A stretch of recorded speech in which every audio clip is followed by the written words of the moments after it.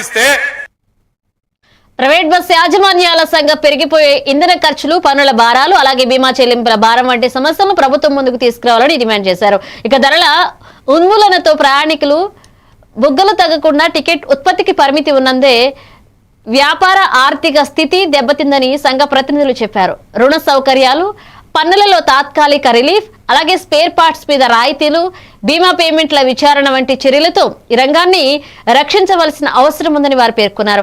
ప్రయాణికుల భద్రతపై సంకల్పం కలిగి ఉన్నప్పటికీ ఆర్థిక సహాయం చేయకపోతే సేవలు నిలిచిపోవడం సంభవించిందని హెచ్చరించారు. ప్రభుత్వం వెంటనే చర్యలు తీసుకుంటే పౌర రవాణా వ్యవస్థ ప్రయోజనకరంగా నిలుస్తుందని యాజమానులు ఆకాంక్షించారు. రూపాయలు మేము చెల్లించి ఇక్కడే తిప్పుకుంటున్నాం. సో అదర్ స్టేట్ వెహికల్స్ని ఒకలాగా మమ్మల్ని ఒకలాగా చూడాలి తప్పించి అదర్ స్టేట్ వెహికల్ లోడ్ వచ్చి ఇక్కడ తప్పు చేస్తే మా మీద కూడా ఆ నెపం పడుతుంది. 850 రూపాయలు ట్యాక్స్ ఉండేది ఉమ్మడి ఆంధ్రప్రదేశ్లో. విడిపోయాక ఈరోజు 1150 కడుతున్నాం సార్. ప్లేస్ మాకు జర్నీ ప్లేస్ తగ్గిపోయింది, జిల్లాలు పెరిగిపోయినాయి. ఒక జిల్లా నుంచి ఒక జిల్లాలకు వెళ్ళాలంటే కనుక మాకు ట్యాక్స్ టీపీ పెట్టుకుని వెళ్లాల్సి వస్తుందండి. ఇది చాలా ఇబ్బందికరమైన విషయం సార్.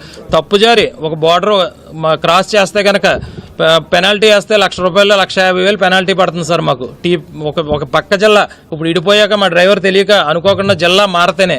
కానీ అదే ఈ ఆల్ ఇండియా పర్మిట్ వెహికల్స్ వాళ్ళు హోమ్ స్టేట్ నుంచి ప్రతి నెల తిరగాలండి. కానీ సంవత్సరాల తరబడి ఇక్కడే ఉంటాయి. వాళ్ళకి ఏ విధమైన పెనాల్టీలు ఉండవు. మధ్యలో వాళ్ళు చేసే వ్యాపారం వల్ల మా వ్యాపారాలు కూడా వాళ్ళు చేస్తున్నారు సార్. దీనివల్ల మేము నష్టపోతున్నామండి. ప్రభుత్వం వాళ్ళనే మమ్మల్ని ఒకలాగా చూస్తుందండి. మా వెహికల్స్ ప్యూర్గా టూరిస్ట్కే తిరుగుతాయండి. మా వ్యాపారానికి ఎటువంటి ఇబ్బంది లేకుండా చూడగలరని కోరుతున్నామండి.